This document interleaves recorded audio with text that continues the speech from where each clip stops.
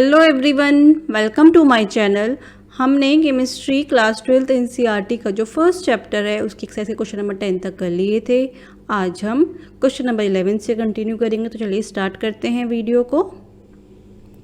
Question number 11 है silver crystallises in FCC lattice if edge length of the cell is 4.07 into 10 to the power minus 8 centimeter and density is 10.5 gram per centimeter cube, calculate the atomic mass of silver। तो हमें क्या calculate करना है? Atomic mass of silver. इसको मैं denote कर रही हूँ कैपिटल M से, ठीक है। तो ये हमें फाइंड आउट करना है।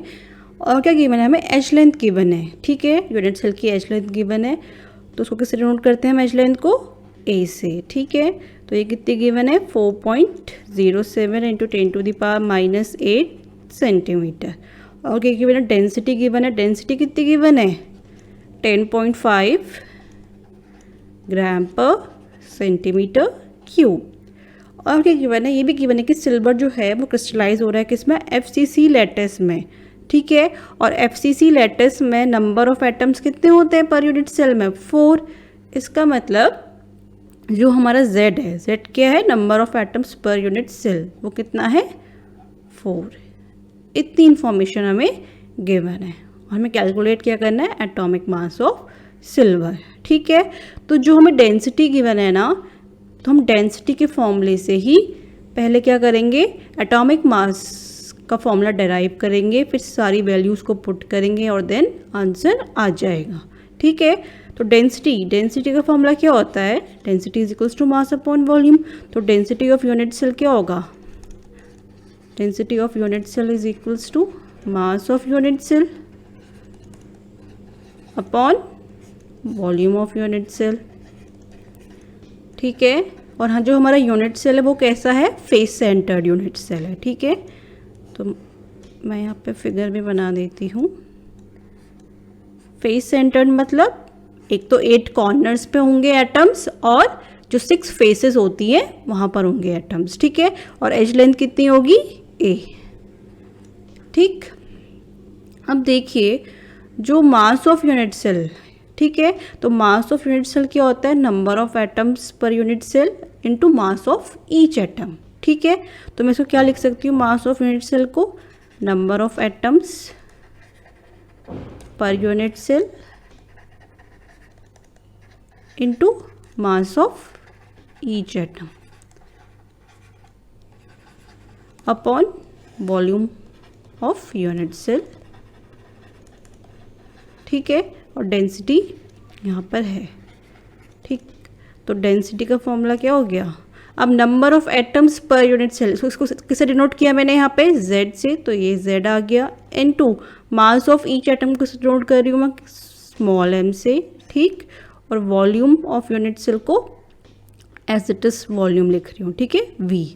अब देखिए जो ये मास ऑफ ईच एटम होता है ना, स्मॉल m, ये होता है इसके equal atomic mass upon Avogadro number, ठीक है। Atomic mass of atom upon Avogadro number.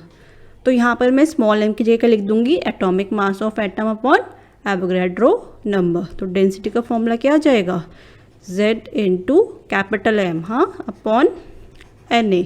अब देखिए वॉल्यूम, अब वॉल्यूम ऑफ यूनिट सेल ये क्या है? क्यूब। अब क्यूब का वॉल्यूम क्या होता है? साइड का क्यूब। और यहाँ पे साइड कितनी मानी है मैंने? A मानी, तो A का होल क्यूब या A का क्यूब, तो इंटू A क्यूब, ठीक है। देखिए डेंसिटी गिवन है, Z हमें पता है number of atoms per unit cell, ये मुझे कैलकुलेट करना है। Na की वैल्यू कितनी होती है? 6.022 इंटू 10 टू दी पावर 23। और A मुझे गिवन है, पता है ना, इसे 4.07 into 10 to the power minus 8।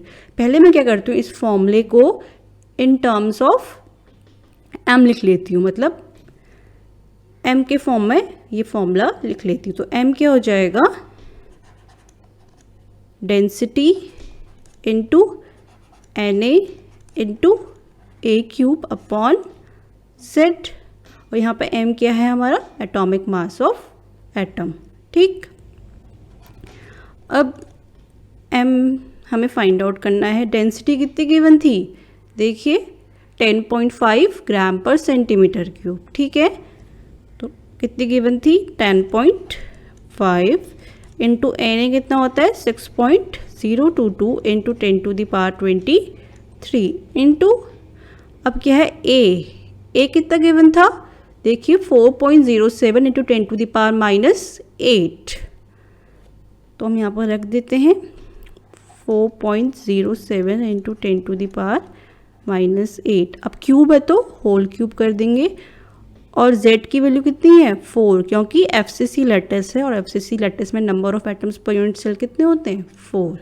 ठीक है, अब यहाँ से m कैलकुलेट करते हैं 6.022 इंटू 10⁻23 इंटू 4.07 का क्यूब इंटू 10⁻⁻24 अपॉन 4। ठीक है, तो m कितना आ जाएगा 4262.97। अब देखिए 10⁻23 है और यहाँ कितना 10⁻⁻24। अगर बेस सेम होती तो पावर्स क्या हो जाती है ऐड हो जाती, तो 10 की पावर कितना हो जाएगा। अब देखिए प्लस माइनस कितना होता है minus, but sign of greater number. ठीक है, अब 23 और 24 में ग्रेटर नंबर कौन सा है 24 है, और इसके आगे साइन कौन सा है माइनस का, तो कितना हो जाएगा यहाँ पे -1/4। ठीक है, अब यहाँ -1 है पावर, तो अगर हम इसको लेफ्ट को मूव कराएंगे तो पावर क्या हो जाएगी हट जाएगी, मतलब सिर्फ क्या बचेगा, मतलब ये पावर जो है वो कैंसिल हो जाएगी। ठीक है, तो कितना बचेगा हमारे पास 426.297/4। अब इसको डिवाइड करेंगे तो कितना आएगा 106.57। और ये कितना होती है एटॉमिक मास की यूनिट U, इसको क्या बोलते हैं हम एटॉमिक मास यूनिट, और इसको डिनोट किससे करते हैं U से। ठीक है, तो हमारा जो एटॉमिक मास आया कितना आया 106.57। ठीक, तो सिल्वर का एटॉमिक मास कितना होगा 106.57। अब देखिए यहाँ पे दोनों यूनिट सेम है, हाँ सेंटीमीटर इसलिए मैंने कोई चेंज नहीं किया। मान लीजिए यहाँ पे पिकोमीटर में दिया होता है हमें एक ही यूनिट, तो पहले हमें उसको सेंटीमीटर में चेंज करनी पड़ती। यहाँ दोनों सेम थी तो हमने कोई चेंजेस नहीं किए।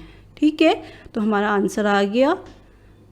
तो atomic mass of silver is equals to 106.57 U। Hope आपको ये क्वेश्चन समझ में आया होगा। नेक्स्ट क्वेश्चन की तरफ मूव करते हैं। क्वेश्चन नंबर 12 है a cubic solid is made of 2 elements P and Q. Atoms of Q are at the corners of the cube and P at the body center. What is the formula of the compound? What are the coordination numbers of P and Q? ठीक है, तो पहले हम इसको figure से समझते हैं। Given क्या है हमें P और Q, दो एलिमेंट्स गिवन है और दिया गया है जो Q है वो तो कॉर्नर्स पे प्रेजेंट है और जो P है वो बॉडी सेंटर में है। ठीक है, सबसे पहले मैं बनाती हूँ Q के एटम्स। तो 8 कॉर्नर्स होते हैं, तो ये 8 कॉर्नर्स पे प्रेजेंट है और जो Q है Q के लिए क्या गिवन है, सॉरी P के लिए क्या गिवन है, P at the body centre. तो P कहाँ है बॉडी के सेंटर पे। ठीक है, तो हमें बताना क्या है फॉर्मूला ऑफ दी कंपाउंड। तो हम लिख लेते हैं P और Q। ठीक, तो P कहाँ है हमारा बॉडी सेंटर में, तो एक ही एटम है और इसका कंट्रीब्यूशन कितना होता है। देखिए ये जो एटम होता है ना बॉडी सेंटर, ये सिर्फ इसी यूनिट सेल के लिए होता है, तो उसका कंट्रीब्यूशन कितना होता है 1। ठीक है, अब जो क्यूब कहाँ है हमारे कॉर्नर्स पे है और कितने कॉर्नर्स हैं 8 कॉर्नर्स। ठीक है, अब देखिए मान लीजिए एक एटम ये है हमारा, तो जो ये एटम है ना ये 8 और यूनिट सेल से कंट्रीब्यूट करता है, मतलब 8 और यूनिट सेल को कंट्रीब्यूट करता है। तो टोटल कंट्रीब्यूशन कितना हो जाता है इसका 1/8। ठीक है, तो ये कितना आ गया, ये भी 1 आ गया, ये भी 1 आ गया। तो फॉर्मूला क्या बनेगा P1 Q1 और क्या लिख सकते हैं सिंपली PQ। तो हमारा फर्स्ट वाला आंसर तो आ गया। What is the formula of the compound? The formula of the compound is P Q. ठीक है, अब पूछा है what are the coordination number of P and Q. देखिए पी यहाँ पर है ना हमारा बॉडी सेंटर पे, और ये जो एटम है ये कितने एटम से सराउंडेड है? 8। देखिए यहाँ भी है 8 कॉर्नर्स पे है ना एटम्स, तो ये 8 कॉर्नर्स पे जो एटम्स है उससे सराउंडेड। तो इसके नेबरिंग एटम्स कितने हो गए? 8। तो कोऑर्डिनेशन नंबर कितना हो गया? पी का 8। और वैसे ही क्यू का कोऑर्डिनेशन नंबर भी कितना होगा? 8। तो दोनों के ही कोऑर्डिनेशन नंबर कितने हो जाएंगे? Coordination number of P and Q is equals to 8। ठीक है, तो हमने फर्स्ट पार्ट भी निकाल दिया। फॉर्मूला ऑफ द कंपाउंड क्या आया हमारा? P Q, and coordination number of P Q क्या है? 8। ठीक है, और एक बात याद रखना, देखिए बीसीसी टाइप स्ट्रक्चर है ना, तो बीसीसी टाइप स्ट्रक्चर में जो कोऑर्डिनेशन नंबर होता है वो 8 ही आता है, 8 ही होता है। ठीक है, होप आपको ये क्वेश्चन समझ में आया होगा। नेक्स्ट क्वेश्चन की तरफ मूव करते हैं। क्वेश्चन नंबर 13 है, niobium crystallises in body centred cubic structure if density is 8.55 gram per centimeter cube. Calculate atomic radius of niobium using its atomic mass 93U। तो हमें गिवन है जो नायोबियम है वो क्रिस्टलाइज हो रहा है किसमें? बॉडी सेंटर्ड क्यूबिक स्ट्रक्चर में। उसकी डेंसिटी गिवन है, एटॉमिक मास गिवन है, और हमें कैलकुलेट क्या करना है? Atomic radius. ठीक है, सबसे पहले जो गिवन है हम वो लिख लेते हैं। डेंसिटी कितनी गिवन है? 8.55 ग्राम पर centimetre cube. Atomic mass capital M given है हमें 93U। जेड भी गिवन है, देखिए क्या लिखा है? Niobium crystallises in body centred cubic structure. और बॉडी सेंटर्ड क्यूबिक स्ट्रक्चर में number of atoms per unit cell कितने होते हैं? 2। इसका मतलब जेड की वैल्यू कितनी हो गई? 2। ठीक, अब देखिए हमें कैलकुलेट क्या करना है? एटॉमिक रेडियस, मतलब हमें आर कैलकुलेट करनी है। ठीक है, अब सबसे पहले हम क्या लिखते हैं? डेंसिटी का फॉर्मूला लिख लेते हैं। तो डेंसिटी का फॉर्मूला क्या होता है? Z into capital M upon Na into A cube. देखिए डेंसिटी पता है हमें, Z पता है, M भी पता है, ये तीनों चीज़ें गिवन है। Na की वैल्यू Na की वैल्यू हमें पता है कितनी होती है? 6.022 इंटू 10⁻23। अब देखिए ए क्या होता है? H length. ठीक है, तो हमें ये नहीं पता, तो इसका मतलब हमें ये फाइंड आउट करनी पड़ेगी, ए क्यूब। ठीक है, अगर देखिए हम ए फाइंड आउट कर लेते हैं, ठीक है, और बॉडी सेंटर्ड क्यूबिक स्ट्रक्चर के लिए जो एज लेंथ और रेडियस में जो रिलेशन होता है वो क्या होता है? 4r is equals to √3a। तो अगर हमें हम यहाँ से कैलकुलेट कर लेते हैं डेंसिटी वाले फॉर्मूले से, तो हम r इजीली कैलकुलेट कर सकते हैं ना इस फॉर्मूले से, क्योंकि हमें पता है बीसीसी के लिए जो रेडियस और एच लेंथ का रिलेशन होता है वो होता है 4r is equals to √3a। ठीक है, तो सबसे पहले हमारा काम है कि डेंसिटी वाले फॉर्मूले से एच लेंथ की वैल्यू निकालना, फिर उसको इस वाले फॉर्मूले में पुट करना है, और फिर हमें लास्ट में क्या निकालना है? Radius of niobium. ठीक है, तो इस वाले जो फॉर्मूला है इसको हम पहले ए के टर्म्स में लिख लेते हैं। तो ए क्यूब कितना हो जाएगा? Z into M upon Na into density. ठीक है, अब देखिए Z कितना है? 2। एटॉमिक मास कितना दे रखा है? 93 अपॉन Na की वैल्यू कितनी होती है? 6.022 इंटू 10⁻23 इंटू डेंसिटी कितनी गिवन है? 8.55, यही गिवन है ना। अब देखिए ए क्यूब की वैल्यू कितनी आ जाएगी? ये है 186 अपॉन 51.488। अब ये 10⁻23 यहाँ पॉजिटिव में अगर न्यूमरेटर में जाएगा तो पावर क्या हो जाएगी? नेगेटिव, तो 10⁻−23। अब इसको डिवाइड करके कितना आएगा देखते हैं। ये आता है 3.6124 इंटू 10⁻−23। ये आई हमारी ए क्यूब की वैल्यू, और हमें निकालना क्या है? ए निकालना है। ठीक है, तो ए निकालने के लिए यहाँ क्या हो जाएगा? Cube root. ठीक, तो 3.6124 इंटू 10⁻⁻23, इसका हमें क्यूब रूट निकालना है। ठीक है, अब क्यूब रूट निकालने के लिए हमें पावर ऐसी चाहिए होगी जो 3 का मल्टीपल हो। ठीक है, तो अगर हम डेसिमल को एक राइट मूव करा देंगे तो पावर एक इंक्रीज हो जाएगी ना। तो हम क्या करते हैं, सबसे पहले पावर को 3 का मल्टीपल बना लेते हैं। तो कितना हो जाएगा ये 36.124 इंटू 10⁻⁻24। ठीक है, ए की वैल्यू। अब देखिए हमें पता है जो ये 36.124 का अगर हम क्यूब रूट करेंगे ना तो वो आता है 3.30 के अराउंड। ठीक है, और ये इसको क्या करेंगे हम 24 को 3 से डिवाइड कर देंगे तो कितना हो जाएगा 3 8 24, तो 10⁻⁻8। ठीक है, सेंटीमीटर। तो हमारा ए की वैल्यू कितनी आ गई 3.3 इंटू 10⁻⁻8 सेंटीमीटर। ठीक है, अब ये जो ए की वैल्यू आई है हम क्या करेंगे, इसको ये वाले फॉर्मूले पे रख देंगे और हमारा इजीली क्या आ जाएगा, आर की वैल्यू आ जाएगी। ठीक है, तो फॉर्मूला क्या है वो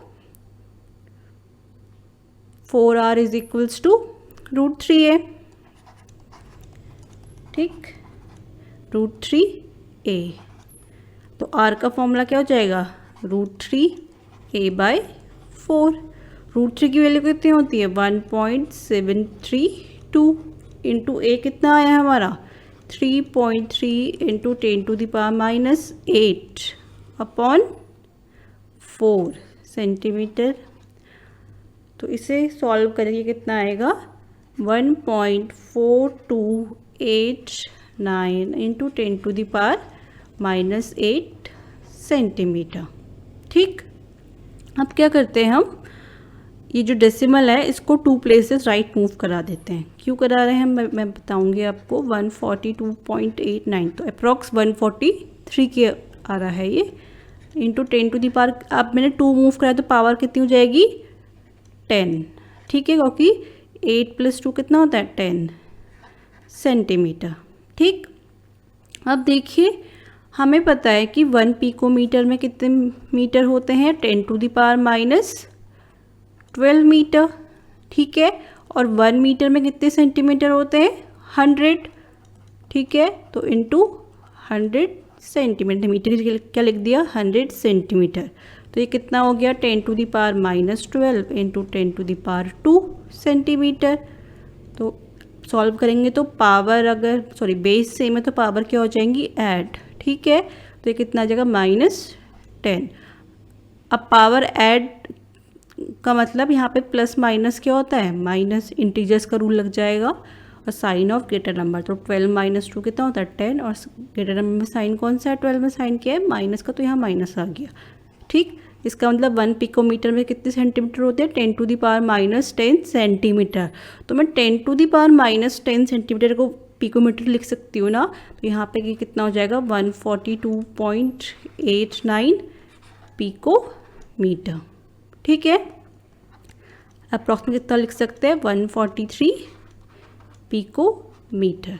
ठीक है, तो जो हमारा एटॉमिक रेडियस कितना आ गया नायोबियम का, जो हमें कैलकुलेट करना था, हमें क्या कैलकुलेट करना था एटॉमिक रेडियस ऑफ नायोबियम, और ये कितना आ रहा है हमारा 143 के अप्रॉक्स, या फिर हम बोल सकते हैं 142.89। होप आपको ये क्वेश्चन समझ में आया होगा। If you like my videos please share and subscribe my channel. Thanks for watching. Have a nice day.